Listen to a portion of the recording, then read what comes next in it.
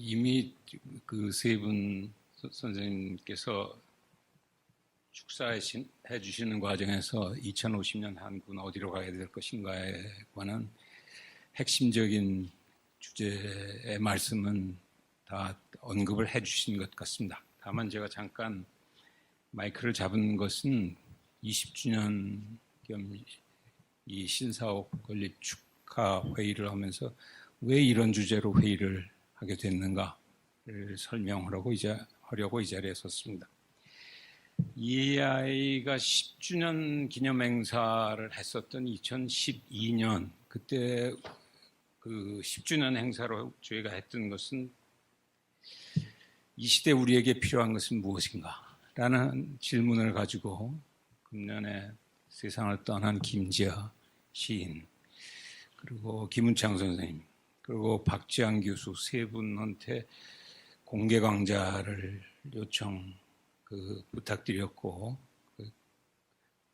그와 연관돼서 그 얘기를 깊게 나눴던 것이 10년 전이었습니다. 20주년에는 저희가 무엇을 했으면 좋겠는가 하는 것을 오늘 그 짧은 발제를 하게 된 네 분 선생님, 그리고 손열 원장하고 여섯이서 몇 번의 그 모임을 하면서 그 만장일치로 동의했던 것은 미래를 얘기했으면 좋겠다. 과거나 현재보다는 미래를 얘기하는 것이 좋겠다. 그 중에도 어떤 미래를 얘기할 것인가 라는 얘기를 나누다가 그것이 2050 한국의 길이라고 하는 2050에 초점을 맞추게 된 중요한 이유는 아시다시피 1991년 12월 25일이 고르바초프가 대통령을 사임하고 소련이 해체된, 그러고 작년이 꼭 30년이 흘렀습니다. 세계는 비교적 쉽게 굴러갈 줄 알았습니다. 따라서 책 제목에는 The End of History, 드디어 자유주의 세계 질서는 영원히 성공했다 라고 하는 기대 속에서 30년을 걸어왔습니다마는 우리가 예상하지 못했던 여러 가지 우여곡절을 거치면서 오늘에 섰습니다. 그런데 저희가 2050을 잡은 것은 또 한 번의 한 세대, 지난 탈냉전 이후 30년과는 비교할 수 없을 정도의, 아까 박 장관도 그런 지적을 했습니다마는 엄청난 격변의 30년을 우리가 맞이하게 될 것이다. 따라서 이 격변의 30년을 충분히 예습 또 그것에 따라서 대비하지 않으면 아마도 우리는 2050년에 무대의 주인공이 서 있지 않고 주변에서 무대의 중심을 바라다보게 되지 않겠는가 하는 것이 저희들한테 느껴졌던 경각심이었습니다. 따라서 그러면 우리가 주어져 있는 제한된 탤런트로 작은 등대 역할을, 작게는 한반도의 남북한에 또는 인도 태평양에, 더 나아가서는 지구 전체에 작은 등대지기 역할을 할 수 있다고 한다면 구체적으로는 무슨 얘기를 짧은 시간에 우리가 거론할 수 있을 것인가? 30년 후에 2050년의 핵심 화두는 무엇일 것인가에 대해서 서로들 의견을 나누는 속에서 이것도 비교적 쉽게 컨센서스의 합의를 이루었던 것 같습니다. 대체로 오늘 토론이 진행될 하나는 공생이라고 하는 테마였습니다. 두 번째는 민주주의였습니다. 세 번째는 열린 민족주의의 문제였습니다. 네 번째로는 첨단 기술의 혁신의 문제였습니다. 단 이 네 개의 핵심 개념이라고 하는 것이 우리가 오늘날 생각하는 것보다는 조금 더 미래적인 시각에서 예상치 못하는 방향의 발상이 필요하다. 그 얘기를 오늘 짧은 시간에라도 좀 나눠보려고 합니다. 공생, 단순한 코익지스턴스를 의미하는 것이 아니라 생태학에서 얘기하는 심비오시스의 의미로서 공생이라고 하는 것은 지금 우리가 얼른 보기에는 미중 간의 치열한 경쟁이 붙고 있고 유럽에서도 우크라이나 전쟁의 일촉즉발의 확대 가능성이 놓여 있는데 뚱딴지같게 공생은 무슨 얘기냐라고 지적할 수도 있습니다만은 저희한테 보이는 30년은 치열한 지금과 같은 갈등 경쟁 속에서 우리는 어쩌면 21세기의 세계 질서는 한 번은 공멸의 위기라고 하는 것을 21세기 중반 정도까지는 함께 보다 실존적으로 느끼게 되는 시기가 다음 세대일 것이다. 그러면 공멸에서 공생으로 라고 하는 것은 어딘가는 미리 준비해야 된다. 우리 사회에. 그것이 아마 제일 큰 지적이었던 것 같습니다. 두 번째, 민주주의도 어떻게 보면 대단히 진부한 개념입니다만 아시다시피 바이든 행정부가 들어선 이후 민주라고 하는 것은 키 개념으로 중국과 미국이 세계 질서의 핵심적인 명분으로서 치열한 논쟁을 전개하고 있습니다. 재미있는 것은 인터넷을 두드려 보시면은 Future of Democracy가 의외로 도배를 하고 있습니다. 21세기 민주주의는 어디로 갈 것인가? 또 어디로 가야 하는가? 그것이 단순히 이미 완성품으로서의 미국의 민주주의가 곧 2050의 민주주의인가? 또는 중국이 얘기하는 중국 나름의 민주주의라고 하는 것은 과연 2050년에 완전히 도태되어질 것인가? 아니면 또 다른 의미를 가지는 것인가?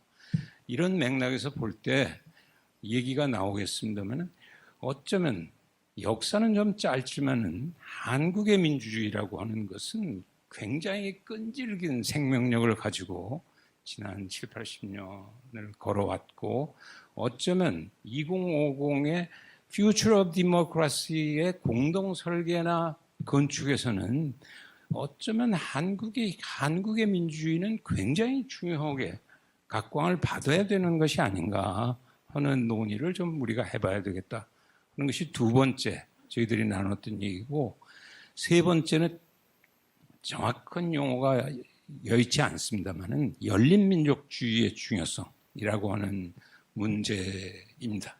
아시다시피 코로나 바이러스나 최근 이 경제적인 갈등, 군사적인 긴장 이런 속에서 소위 탈세계화의 시대는 다시 오고 있는 것이 아닌가라고 하는 많은 그 우려를 하고 있습니다. 그러나 저희가 바라다보는 이해가 바라다보는 세계는 우리가 살아남기 위해서는 작게는 한국이 또는 한반도가 아시아가 세계가 살아남기 위해서는 또 한 번의 리글로벌라이제이션이 2050년 우리를 기다리고 있을 수밖에 없다. 그렇다고 한다면 민족주의라고 하는 서양의 근대적인 질서에 가장 바닥에 깔려 있었던 명분 체계가 세계적으로 전파되는 속에서 이것이 한 번은 다시 한번 변환의 모습을 겪으면서 사라지지는 않지만은 그것은 더 이상 단순히 근대적인 민족주의로의 모습으로 리글로벌라이제이션의 형태로 다가올 것은 아니다. 따라서 우리 경우에도 뒤늦게 우리가 겪었던 소박한 저항민족주의가 보다 미래지향적인 전진적인 민족주의로 가려고 하면 무엇이 되어야 될 것인가? 우리가 전 세계에 울림을 주려고 한다면 그런 미래지향적인 열린민족주의의 모습을 우리가 여기서 이 비록 조그마한 방이지만 여기서 울릴 수 있는 얘기를 해야 되지 않는가? 마지막은 우리 누구나 다 느끼고 있는 것입니다만은 소위 기술혁명의 문제입니다. 세계 질서의 기반 무대로서 첨단 기술의 혁신이라고 하는 것은 더 이상 누구도 부인할 수 없는 사태에 이르렀습니다. 그렇지만 그것을 EAI가 그 기술 전문 띵크탱크가 아님에도 불구하고 무슨 얘기를 하려고 하는 것인가?